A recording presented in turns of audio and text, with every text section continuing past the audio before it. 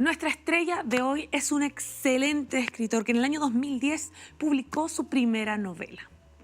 Pero si usted cree que su único talento era ese, se equivoca. Ha conquistado la pantalla grande con mucho sexo con amor. Pero no solo esto. También conoce el mundo del misterio y los detectives. Incluso estuvo a cargo de unos bien particulares. Weykiman y Tolosa. Seré protagonizada por Daniel Muñoz y Benjamín Vicuña para Canal 13. Fue el responsable detrás de la querida familia Los Herrera en la serie Los 80 también para Canal 13. Este actor no anda nada vendiendo huevos y no tiene un pelo de tonto, pero sí, una vez fue el rey de los huevones. Nuestro invitado de hoy, Boris Kuercha.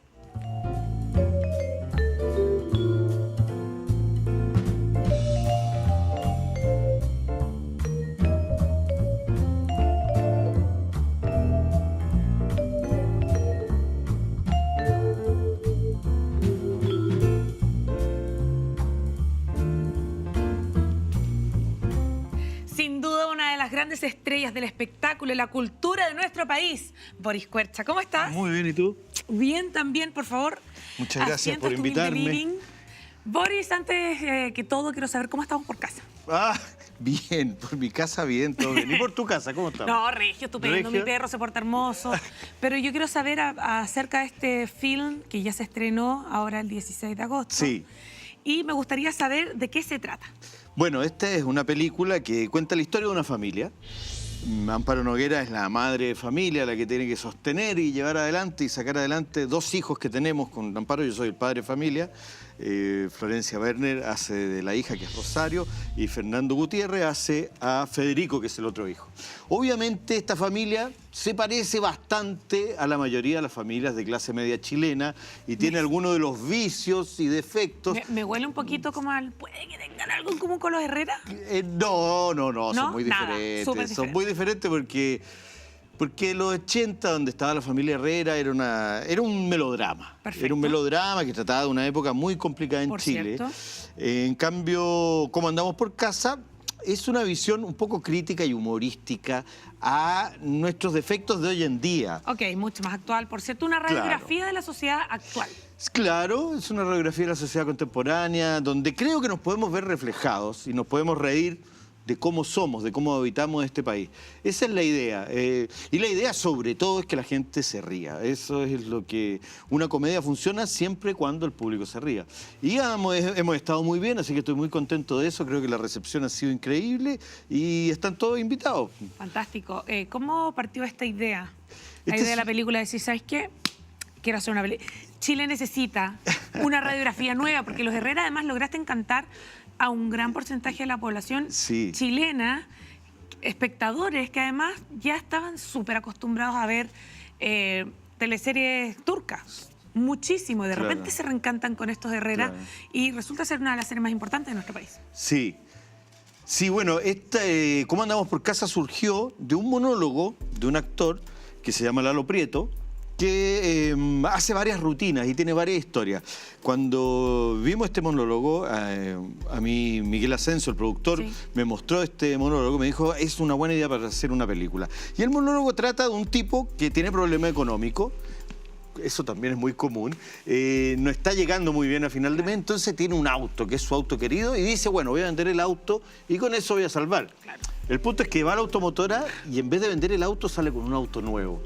Entonces, esta paradoja que se conecta un poco con el Chile actual, donde todos quieren tener un autito, donde tú puedes tener deudas en Dicomen, lo que sea, de por vida. Y vas a salir con un auto a la automotora, porque aquí nadie se queda sin su auto, que es como un poquito el sueño también, porque no hemos logrado construir una red de transporte público, por lo menos en Santiago, que satisfaga los deseos de la gente. Por lo tanto, el auto es como un fin muy importante para la clase media el tener. Y no solo uno, sino que tienen dos, qué sé yo. Bueno, entonces de ahí me pareció muy divertido, me pareció que Lalo Prieto daba en el clavo con una cierta sensación, con un cierto tipo de persona que habita en la sociedad chilena. Entonces yo a partir de eso creé esta familia, fui inventando más tramas para la madre, para los hijos, Así tenemos una madre que está viviendo un poquito una historia como los puentes de Madison. Claro, claro. Porque se le aparece un antiguo amor, que es Felipe Castro, y le mueve un poquito el piso.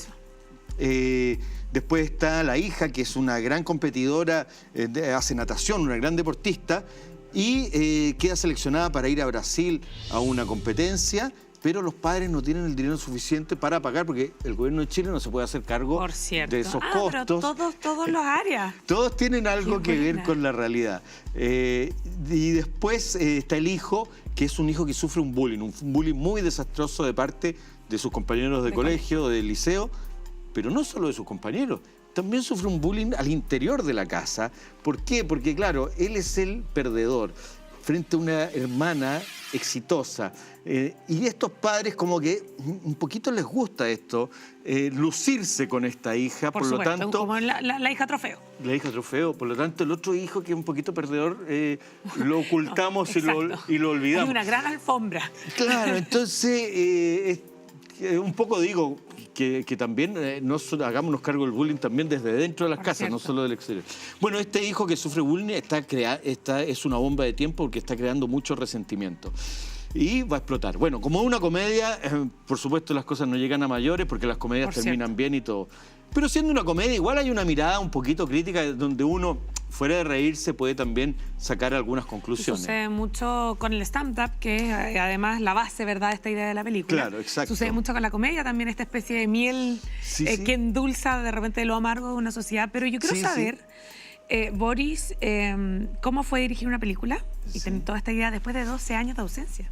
Sí, bueno, la verdad que hace 12 años sí no hacía una película, pero sí había hecho mucha televisión, había estado dirigiendo televisión y están todas estas cosas muy conectadas, ¿no? La dirección de cine, televisión. Igual es distinto, sí. Es distinto.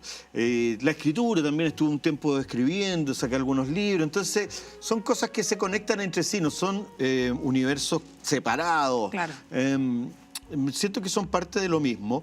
Además que trabajo con un equipo que es mi equipo de siempre, entonces siempre me sentí muy en casa. Perfecto. ¿Cómo andamos por casa? Y fue muy amable todo, no lo sentí como una ausencia. Lo que sí es diferente esto de tener que estrenar en la pantalla grande y tratar de llevar el público a las salas, que es otro gran desafío. Claro. Generalmente en televisión tú haces algo y no te encargas de la promoción ni nada. Por cierto. Y ahora también estamos en un tiempo donde, desde que yo hacía mis últimas películas, ahora han aparecido todos los streaming. Claro, que hay distintas plataformas para poder ver pantalla grande, ¿no? Exacto, entonces compiten un poco con eso. Pero fíjate que el cine goza de bastante buena salud en Chile. Uno ve las salas los fines de semana muy llenas, ve familias enteras yendo al cine. Esta es una película familiar también. Claro. Y siento que hacía falta en la cartelera una opción para la gente, una opción propia, chilena, una película donde puedan ir a divertirse, pero que esté hecha acá. Porque generalmente lo que vemos es cine de afuera. Claro, es comercial de afuera. Ahora hay un lado que no es muy amable de toda esta situación y que tiene que ver con la relación que tenías y la coproducción que tú tenías con Sobra. Claro. Y debe ser una lata de repente ir a entrevistas o promocionar tu película donde el foco se cambia. ¿Cómo has enfrentado tú eso? No, creo que ha estado muy bien. Creo que se ha entendido perfectamente que la película no tiene nada que ver con lo que haya, las acusaciones que tiene alguien sobre su vida personal. Claro. Entonces, uno no puede saber lo que ocurre en la vida privada de cada uno de nosotros y no es responsable tampoco, sobre todo. Entonces, no, creo que ha estado súper bien. Se ha separado totalmente. La película, las productoras que están a cargo de la película son otras. Claro. Y ha ido por otro camino y todo bien. No me puedo quejar, creo que ha sido bastante Pero también bien. está buscando adquirir, ¿verdad?, los derechos que tenía Sobra. Bueno, tenemos los derechos de exhibición, ya se repartieron en 2 empresas que ya no son Sobra. Y Sobra está en un proceso de disolución. Ahora hay otra empresa que está a cargo de las películas que eran antes de Sobra. Así que, bueno, todo tiene que seguir su curso y estamos esperando que todos estos temas se resuelvan, que no son lentos de resolver, pero bueno, están todos muy aplicados y todo el mundo haciendo lo que hay que hacer. Claro. Ahora, a ti como director, de repente, ¿cómo te afectan este tipo de cosas considerando que Nicolás López también es un director de cine? Sí, claro. ¿Cómo te cuidas tú desde ese punto de vista? Yo creo que aquí no se trata de cuidarse o no cuidarse. Yo creo que hay una premisa básica cuando uno trabaja con grupos humanos. No solo el cine, hablemos de todo tipo de trabajo donde tienes relaciones con otras personas, donde hay estructuras de poder. Eso ocurre en un hospital, ocurre en un colegio, en las universidades, ocurre en todas las plataformas donde hay estructuras de poder y trabajo en común con grupos de personas. Lo de lo último tiempo en cine, claro, es evidente que tiene una mayor figuración porque son figuras públicas. Que es una industria. Y nuestro trabajo, el tuyo, el mío, tiene que ver con ser conocido, con que la gente, con exposición, con que la gente te conozca, quiera saber de tu vida, etcétera. Entonces, cualquier cosa que nos afecte, evidentemente va a tener más figuración. Y hoy en día, con la crisis que hay en los medios de comunicación, sobre todo los medios de comunicación escritos, están en una gran crisis porque la gente dejó de comprar los diarios. La gente ya no lee los diarios. Entonces, están en una obligación también de tener noticias que impacten para que la gente pueda hacer clic. Y vayan aumentando esos clics y puedan sobrevivir como empresa. Es una cuestión bastante grave a la que nos enfrentamos nosotros también con nuestros productos. Claro, es que frente a toda esta gran ola digital que ha diversificado tanto los medios. Bueno, el punto es que por eso nosotros tenemos más exposición y cualquier cosa que nos pase es más atractivo. Claro. Es más atractivo cubrir por la prensa, es más atractivo para el público hacer clic en esa noticia que si le ocurre a Perico Los Palotes, por cierto, dueño de una granja de pollo en no sé dónde, que está acusado de no sé qué. No es tan importante como que nos ocurra a alguno de nosotros. Pero yo, a lo que iba, creo que en cualquier grupo humano lo que debe primar a la hora del trabajo es el respeto mutuo, el respeto a tu oficio, a mi oficio también, que es un respeto que yo me debo a mí mismo. Y siento que la gran mayoría, es mi punto de vista, que la gran mayoría de la industria en que estamos moviéndonos trabaja en base al respeto. Claro, ahora, yo soy hombre, entonces, claro, decirlo para mí puede ser fácil, porque, por ejemplo, yo venía para acá, me subo a un taxi, el chofer es hombre, hola, ¿cómo estás? Y yo, y ya. Ningún problema. Claro. Pero en la mañana mi novia me llama y dice, me bajé de 2 taxis por lo hincha pelota de los choferes. Supuesto. Entonces, claro, es algo que uno a veces no ve en el ambiente, cierto, claro. porque uno está viendo desde un punto de vista privilegiado, Claro, quizá, más bien cómodo. como que nunca ha sufrido un acoso de ese tipo. Entonces uno dice, pero qué raro si los taxistas son tan simpáticos. Son tan simpáticos, claro. La verdad es que hay taxistas que son honorables y respetuosos, qué sé yo, como hay otros que son que no tienen respeto. Entonces, desde mi punto de vista, como te digo, lo que a mí me ha tocado hacer y donde yo me he desenvuelto, yo siento que ha habido un respeto entre quienes trabajan, quienes producen, etc. Pero bueno, hay que escuchar, por supuesto, las voces que están haciendo acusaciones y tomarlas en cuenta, evidentemente. Boris Kuercha, nuestra estrella de hoy. Yo sé que tú saliste de la universidad. Sí, sí. La Universidad de Chile. Y de repente entras a La Negra Ester, al elenco de La Negra Ester. Ah, sí, sí, sí. O sea, casi 23 años, súper chico, en una de las obras más importantes que ha tenido la cultura de nuestro país. Claro. ¿Cómo fue esa experiencia? Bueno, yo creo que nadie de los que estaba ahí pensaba que esta obra podía agarrar el vuelo que finalmente tuvo y el recuerdo en la gente. El público aún se te acerca y te habla de un momento especial, porque el teatro tiene algo muy bonito, que es ese encuentro en vivo entre el actor y el espectador, un momento irrepetible. Es un poquito diferente en ese sentido con el cine y la televisión, que son momentos que quedan grabados y se van a repetir. Yo recuerdo funciones maravillosas. Una vez en el Cerro Santa Lucía se corta la luz en mitad de la función, hay un silencio, la orquesta seguía tocando sin amplificación. Yo estaba en el escenario, nos quedamos todos detenidos, de repente veo entrar por todos los bordes del escenario al resto del elenco, que no estaba en ese momento en el escenario, con velas. Y nos empiezan a iluminar con velas y seguimos la escena con velas, y ahí se formó una dinámica que cada actor que salía del escenario tomaba una vela y acompañaba al que iba a entrar. Y fue una... Entonces, imagínate... Pero automático. Claro, bueno, Andrés Pérez, que era el director que estaba atrás, movió esto para que sucediera. Pero imagínate esa función, lo mágico que es esa función para ese público que después aplaudió rabiar, porque era muy bonito lo que ocurrió el fenómeno. Que además es diferente la experiencia que tiene un espectador. Es muy diferente y el teatro por eso no ha muerto, a pesar de todas las tecnologías. El teatro tiene miles y miles de años de vida porque se necesita, porque es verte a ti mismo finalmente, ver un semejante, porque está ahí, está a la distancia del aire de ti.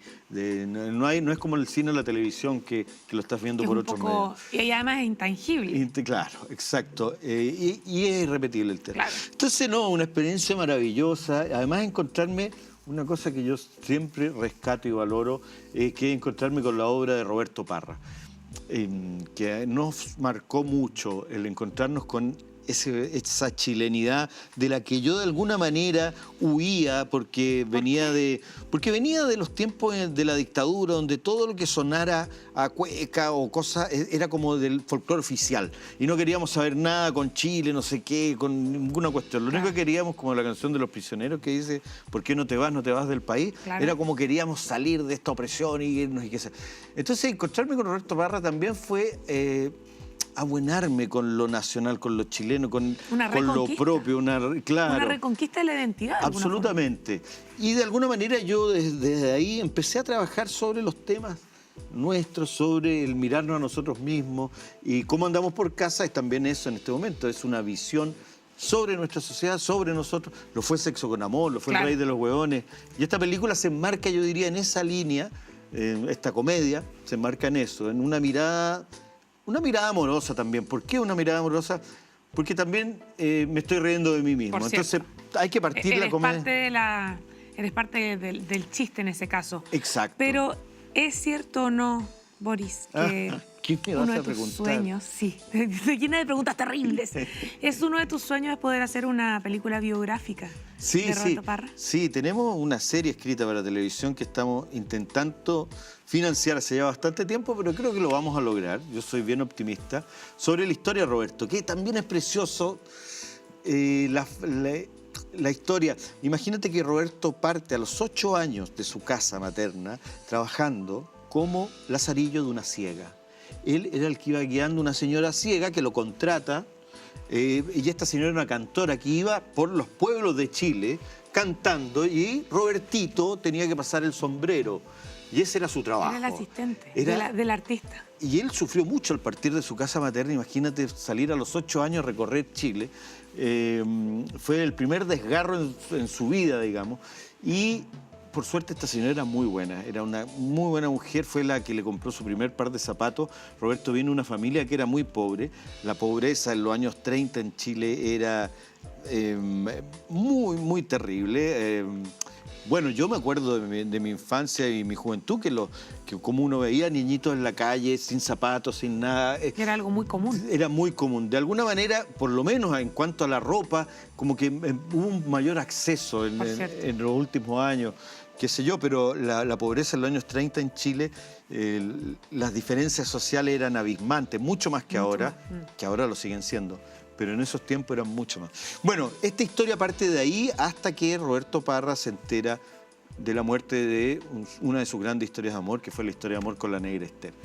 Entonces, toda esa historia, todo ese arco que pasa por todo el Chile republicano es un sueño que yo tengo de hacer, y si, bueno, alguien quiere financiarlo, tenemos la historia. Muy bien, aproveche de pasar el dato. Y estamos pasando el sombrero, igual que Roberto a los 8 años, para contar esta historia que no es solo la historia de Roberto, es la historia del Chile de los bajos fondos, del Chile de los puertos, de los bares, de las cantinas. Pero que es parte de la identidad de nuestro país también. Exacto. Un Chile que desapareció bastante.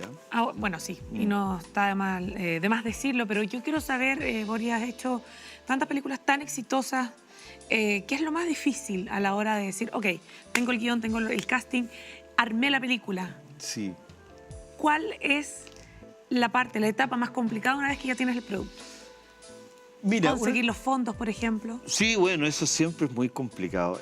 Ahora, yo te diría que lo más difícil, porque una película yo siento es como hacer un Frankenstein, porque una película es tratar de hacer algo vivo con Ya. cosas con cosas que están muertas, que son Exacto. artificiales. Porque los actores realmente no están enamorados uno del otro, Exacto. no, están haciendo su trabajo. Ellos están fingiendo que están... Exacto. La casa no es la casa de ellos y muchas veces tú estás en un auto que está detenido y estás haciendo como que están Exacto, dando... exacto. Todo es artificial. Sin embargo, con todas estas cosas artificiales, tú tienes que hacer algo que esté vivo. Por eso te digo que es como un Frankenstein, que tú juntas una pierna de acá, un brazo de acá, la cabeza de no sé se qué, arma. lo armaste. Pero una vez que lo armaste, falta lo más importante, que eso respire, que eso esté vivo, que eso tenga alma.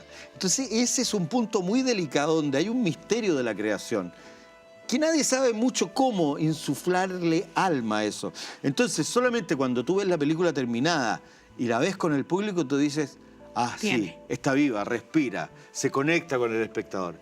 Esa es la parte más delicada. Y que qué difícil también Es difícil, saber. porque fíjate que tú dirías, pero la gente con experiencia lo logra. Bueno, pero tú ves las grandes producciones de Hollywood que a veces hacen películas que están Completamente vacía. vacías, que no tienen alma, que no conectan con el espectador. Y otras que sí. De repente hay unas que con un bajo presupuesto que están muy vivas y otras con mucho presupuesto que no. Entonces tampoco Claro, se trata claro. de un tema de presupuesto. Exacto. ¿De qué se trata? Es un poquito misterioso. Y ahí está la parte ya más de los talentos que tú contratas, que es gente que trabaja con lo intangible, que estábamos... Sí. Con la música, con las emociones. Los artistas reales. Los actores trabajan con sus emociones. Imagínate qué cosa más rara, trabajar con tus emociones. Un artesano de las emociones. Es raro. Súper difícil, además. Es raro. Boris, además, una de las cosas importantes que tiene que ver con tu carrera como director es, por cierto, Sexo con Amor. Así, ¿Tenías claro. tú idea alguna de que iba a tener tanto éxito? No, por supuesto que no. Por supuesto que no. En general, uno siempre quiere que lo que está haciendo le vaya bien, porque... ¿Por qué uno quiere eso? Bueno, fuera de que para poder sobrevivir y pagar todas las cosas Claro, que hay que claro. pagar a final de mes. Fuera de eso, porque el sentido de lo que uno hace se completa con el público. Entonces, es tan triste cuando uno hace una obra de teatro, que me ha tocado estar en obras de teatro, con todo el elenco en los camarines, viendo la hora que es, No. y hay 2 o 3 personas. Entonces había una ley tácita en los teatros que era, si no hay el doble más 1 de los actores, no se hace la función. Entonces, y Igual de súper repente, complicado. pues ya suspendamos y justo llega una pareja y ya, bueno, hagamos la obra, ya hay 6 personas en el público. Entonces, claro, está bien, uno lo hace igual, y le trata de poner corazón Claro, y todo. claro. Pero no se completa el círculo Por con cierto. eso. O sea, lo bonito es cuando la gente está vibrando con lo que tú haces y hay un feedback, una comunicación. Entonces, claro, uno siempre espera lo mejor para lo que uno está Esa es tu haciendo. expectativa. Es la expectativa. Pero es tan difícil saber para ninguna persona cómo le va a ir a algo. Es un misterio, es una lotería. Es la tercera película más vista de la historia del cine en nuestro país. ¿Habrá sido el nombre de repente que pegó mucho? Sí, bueno, el nombre es bien importante en una película, pero yo creo que cayó en un momento la película interesante, que teníamos en ese momento, yo sentía, los medios de comunicación que habían en ese tiempo, eran muy serios, eran muy formales. Y, Acartonados. acartonado. La democracia ya había vuelto a Chile hace algunos años, poquitos años. Entonces había un cambio social, la gente ya sentía ese cambio, Claro. y la sociedad chilena se había abierto su mente. Sin embargo, los medios continuaban como que no habían tomado esa revolución social y no la habían transformado, no la habían expresado. Claro. Entonces yo siento que la gente cuando vio Sexo con Amor, que trataba el tema del sexo y el amor de manera un poquito libre y entraba en la intimidad del dormitorio de cada uno de Exacto. nosotros, de la clase media nuevamente, y se empezó a reír de eso, se liberaron un poquito, dijeron, sí, por ahí va la Porque mano. eran temas que no se hablaban. Eran temas que Es no se de hablaban. ninguna manera. En televisión no se hablaban. ¿Y cuál es el problema en este caso?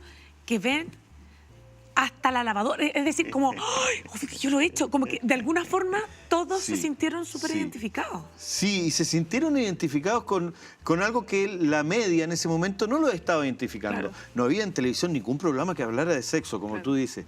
Después de eso sí, se abrió la televisión y llegaron los sexólogos a la televisión.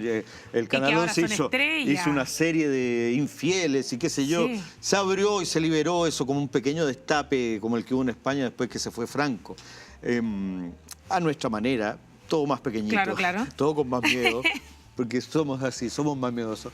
Pero bueno, entonces creo que tiene que ver con eso. Por eso te digo que es tan azaroso que algo le vaya bien o mal, porque uno no tiene idea de cuáles van a ser las condiciones sociales y qué noticias van a estar Claro. pegando en el momento que uno va a Exacto. estrenar una película. Toda la razón. Entonces hay gente que la chunta y va, funciona, y O otras sea, que no fue la en el chuntan. momento preciso, cuando Sí. tenía que estrenarse. Exacto. Ahora, hay algo que yo creo que es súper diferente y es dirigir y actuar. Sí, sí, pero están conectados, ¿ah? Están conectados. A mí me gusta haber sido actor y después director, porque el actor es una persona muy frágil.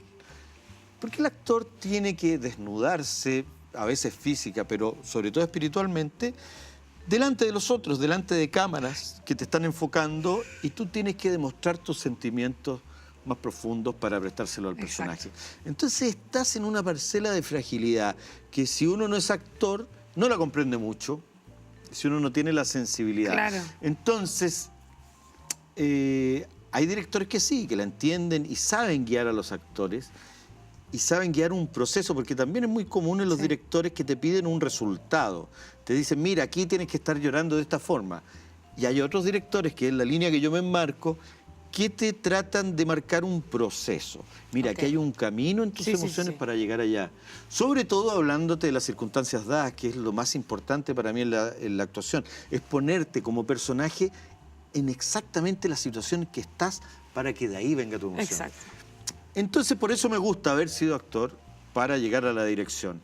Es como los futbolistas que después se convierten Exacto, en entrenadores. director técnico. ¿Cómo llegaste a Canal 13? A Canal 13 llegué por Ricardo Vicuña, un director de teleseries que ahora está trabajando en Valparaíso, Viña, hace clase. Me llamó a una teleserie, él me había visto en La Negra Ester justamente. Me llamó varios años, yo no podía porque girábamos mucho, hasta que, bueno, me salí del grupo Gran Circo Teatro y ya ahí empecé a buscar otro horizonte, y fue Ricardo Vicuña el que me puso en una primera teleserie. ¿Recuerdas cuál era? No me acuerdo el nombre, pero me recuerdo... ¿Ellas por ellas puede ser? Puede ser. Me recuerdo que mi pareja televisiva era Paulina Urrutia, Perfecto, la ex ministra de la ex Cultura. ministra de Cultura. La Sarita Mellafe. Y me recuerdo que Luciano Cruz Coque también era la primera teleserie para él. No te lo puedo También. creer. Entonces estaban los dos ministros de Cultura, futuros ministros Exacto, de Cultura, exacto. en esa teleserie. Luciano está actuando en Como andamos por casa, hace un papel muy divertido de jefe, hace de mi jefe. Así que, bueno, le agradezco desde aquí el humor que tuvo y la buena disposición para participar. Oye, a propósito de estos dos personajes que mencionas y sus cargos también son cargos públicos, ¿te Sí, gustó sí. su desempeño de Luciano Cruz Coque, por ejemplo? Yo creo que sí, yo creo que todos quienes han pasado por el ministerio han ido haciendo evolucionar la cultura. Creo que ha habido un crecimiento muy importante desde que volvió la democracia hasta la actualidad en cuanto a la adquisición, a los fondos que hay disponibles, Claro. que uno puede postular. Ahora, evidentemente hay un camino muy largo con respecto a los países desarrollados, la importancia que tiene la cultura en los países desarrollados. Pero bueno, nos queda un camino largo en todo, nos queda en la salud, nos queda en la educación. cierto. Somos un país que va en vías de desarrollo, Y un país nuevito un también. país nuevito y donde hay diferentes visiones de cuál es el camino para llegar a ese desarrollo, que son todas respetables. Lo importante es que lleguemos a consensos, porque sin consenso no vamos a avanzar en ninguna de las soluciones posibles. Y ahí está la lucha y que se está dando políticamente, y espero que lleguemos a algún acuerdo. ¿Cómo es actuar y dirigir al mismo tiempo? Porque cuando andamos por casa, actúas y diriges. Sí. También lo hiciste en El Rey de los Huevones. Sí, sí, también. Y en Sexo con Amor. Y en Sexo con Amor, Bueno, hay que doblarse un poquito. Me encuentro como terrible. Hay Es que difícil. ¿Cuál es la parte más complicada? Yo creo que lo que es importante es tener harta autocrítica, porque dirigir a los otros está bien, tú te pones en un punto de vista, pero cuando te toca mirarte a ti y decirte si estás bien o estás mal, hay que ser autocrítico. Y yo he sido autodidacta en cuanto a cine, en cuanto a la escritura. He seguido un camino autodidacta, y el camino autodidacta implica ser bien crítico, porque no tienes un profesor que te esté diciendo esto está bien hecho, esto está mal hecho. Entonces, creo que eso es importante a quienes toman este camino, ser autocríticos y castigarse un poquito. Sí. Pero no tan crítico. Claro, Porque hay bueno, lo que pasa es que hay que ser amable con uno, porque la vida no es fácil, así que hay que por ahí hacer la vista gorda algunas cosas y ya, vamos viejo, vamos adelante. Y démosle nomás. Ya, vamos, si no quedó tan mal, adelante, vamos, sigamos. También escribiste una novela que recibió un premio súper importante en Francia. Sí, tengo unas novelas policiales. Santiago Quiñones. Santiago Quiñones es un personaje Es el personaje, obvio. es el personaje de mis novelas policiales. Una se llama Santiago Quiñones Tira, la otra se llama Perro Muerto, y el próximo año sale la tercera novela policial que habla de este policía de la PDI.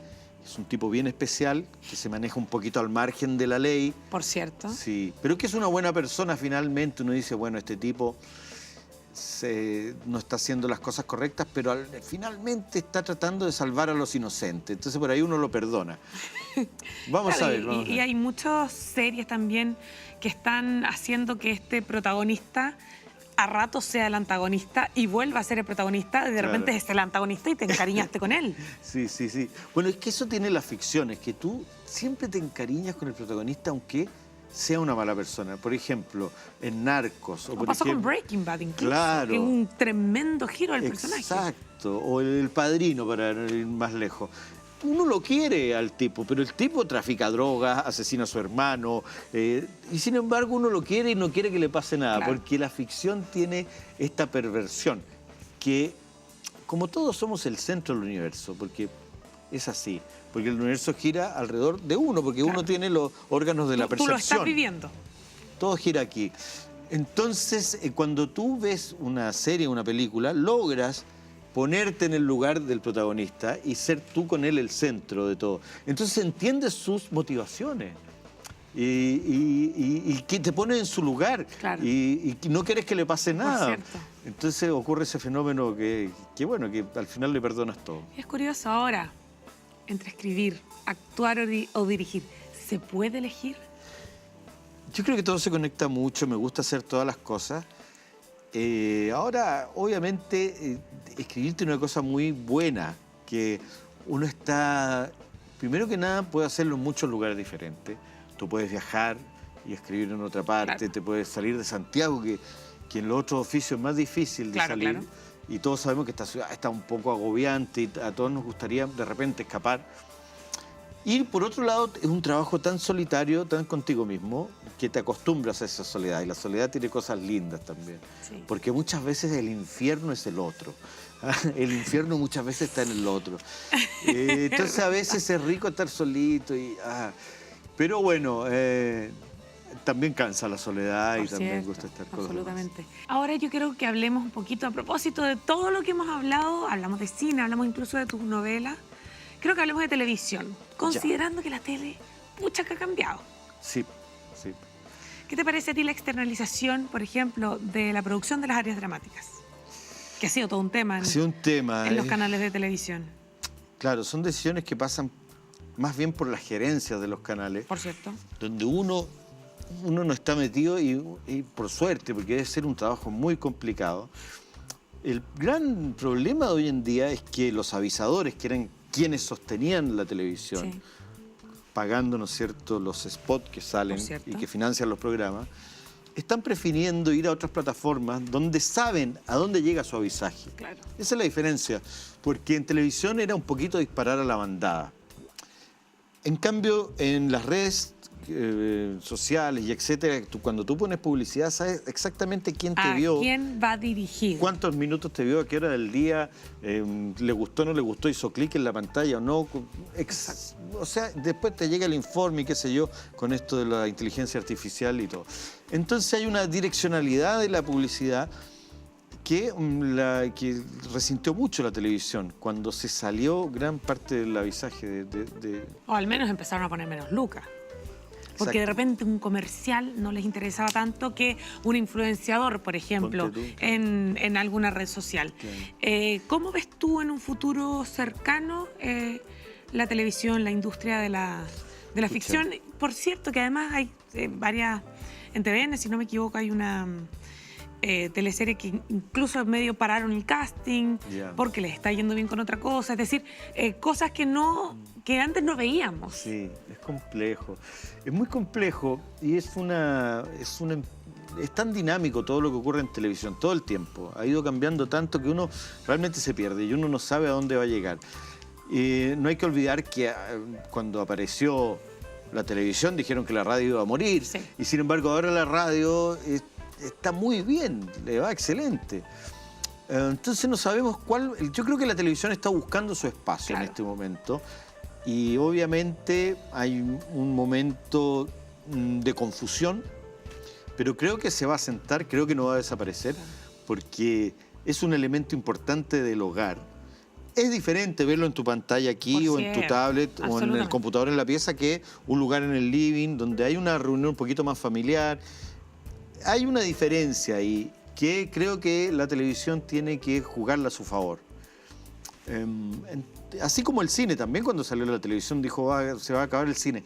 Pero el cine es una experiencia en común, que algo tiene que a la gente le gusta esto, de ser gregario, de juntarse todos a ver algo. Es diferente, todos estamos interesados en esto. Es diferente a verlo solito en tu casa. Obvio. Entonces por ahí hay cosas a explotar. También obviamente llegarán los streaming con un contenido de mucha calidad que afectó a la televisión. Pero el streaming tiene poco contenido local. Claro. Entonces ahí hay otro punto que la televisión está potenciando, lo local. Seamos bien locales. Quizás hace falta una familia como los Herrera. Ah, bueno, porque yo creo que pasó con los 80, lo conversaba en otro programa que yo tenía con periodistas críticos de televisión, y yo creo que esa fibra que tocó los Herrera y los 80 convocó a esa familia que hoy día tienes al niño en el teléfono, a la hermana en el tablet, al papá probablemente en el computador y a la mamá con suerte ha llegado a la casa. Es decir, yo creo que pasó eso con los 80. Sí, se volvió a congregar la familia junto a la televisión como ocurría en los 80, que mostrábamos a veces escenas de la familia comiendo y viendo el televisor. Ese televisor que se le iba la señal y iba el hijo a golpearle o si no movía la antena. O mover la antena. Sí, ocurrió porque había una cosa nostálgica, porque también estaban interesados la gente como de mi generación a mostrarle a sus hijos, oye, mira cómo yo vivía cuando era chico. Mira lo que costaba tener un par de zapatillas y no tú que me estás pidiendo una zapatilla cada 2 o 3 meses. Claro, pedirlas por Amazon. Claro, impensado. Todo, claro. Ahora sucedió mucho con el arte de la serie, que era, yo creo, una de las cosas, por lo menos en las redes sociales, dentro de las cosas, no solo la historia, lo que más se comentaba era que el arte era muy preciso, era como, eso era exactamente lo que yo tenía pegado en el refrigerador, por ejemplo. Sí. Es un trabajo grande el equipo de arte liderado por Rodrigo Basáez, que finalmente dirigió las últimas 2 temporadas, la 6 y la 7, con este guión de Rodrigo Cuevas, que tremendo guionista. Bueno, era un equipo muy grande que hacía todo esto y que, bueno, el productor Alberto Hesban, que fue el gran creador de todo esto. Y es así, el cine, la televisión son trabajos muy colectivos, donde se ocupan muchos talentos de diversas áreas que confluyen para tratar de imitar a la vida, para tratar de que lo que estamos viendo parezca vivo y nos emocione. Ahora, los 90. Es una época súper importante en nuestro país. Vuelve la democracia. Se nos abren 1.500 puertas y ventanas porque los chilenos empezamos a percibir el país de otra forma. Sí, claro. Está en mente. Lo que pasa es que con los niveles, como te decía, de producción que hay hoy en día en la televisión, es muy difícil pensar en una serie de época, porque las series de época requieren muchos presupuestos para ambientación. Sí. Entonces, generalmente, hoy en día, cuando se piensa en ficciones para televisión, se piensa en ficciones contemporáneas. Hay una excepción en este momento de la teleserie de Pablo Illanes, que está en Megavisión con mucho éxito. Perdona nuestros pecados. Sí, con mucho éxito. Bueno, Pablo es un gran guionista y creador de la televisión. Pero son excepciones del canal que en este momento tiene más potencia. Que está bailando con la linda en este caso. Sí, sí. Pero en general a los otros canales les cuesta un poco ir a la ficción de época por los presupuestos que tienen. Claro. Igual Sabatini lo hizo durante mucho tiempo. Sí, claro, pero eran otros tiempos de la televisión. Claro. Otros presupuestos. Habían otros presupuestos. ¿Te gustaría una serie de los 90? Sí, me encantaría. Yo creo que debería haber seguido los 80, haber seguido, porque esta serie se inspiró en una serie española que todavía está en el aire. Sí. No sé cuántos años llevan en el aire, partieron antes que los 80, viendo la historia de España durante Franco, y están llegando no sé qué época hoy en día. Boris, tú dejaste la serie porque hiciste los primeros 5 temporadas, me tocaron dirigirla. Sí. Después pasé a actuar en una serie en Canal 13 que no tuvo mucha figuración, que se llamaba El hombre de tu vida, que era una serie argentina. Y luego ya salí de Canal 13 a trabajar de manera independiente fuera del canal. ¿Te gustó cómo continuó la serie por las temporadas que quedaban? Sí, creo que, bueno, que le correspondía a ese equipo tomar otras decisiones. Seguramente yo no hubiera tomado esas, pero obviamente uno cuando ya sale de algo suelta la mano y... Juan Herrera no habría terminado con Ana. A mí me hubiera gustado que siguieran juntos siempre y yo creo que eso le hubiera gustado a gran parte del público, pero obviamente son decisiones que toman la gente que está a cargo y que está muy bien, ¿no? Por cierto, toda la razón. Boris, mira lo que tengo acá. Pero por favor. Y te lo voy a regalar porque nuestra entrevista está llegando a su final. Este es un regalo que tenemos para ti gracias a Easton Outlet Mall, el único lugar donde encuentras las mejores marcas a precios bajos, ubicado en Buenaventura, Ruta 5 Norte, Quilicura. Y antes de hablar de estas cosas maravillosas que tenemos acá, una mozzarella, ¿no? Sí, una mozzarella. Imagínate unos jamoncitos que son, gracias a Mattarello, el mejor y original restaurante italiano ubicado en Príncipe de Gales 6560 en la comuna de La Reina. Yo quiero que tú le cuentes a la gente por qué deben, sí o sí, ir a ver Cómo andamos por casa. Bueno, tienen que ir a ver Cómo andamos por casa porque es una comedia. Porque estamos en tiempo que está bien reírse y reírse de nosotros mismos. Es una comedia además familiar.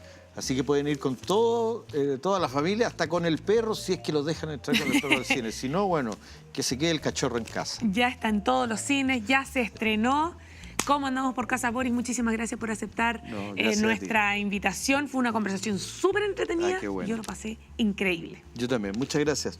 Y nosotros nos volvemos a ver pronto en otro Zona Estrellas.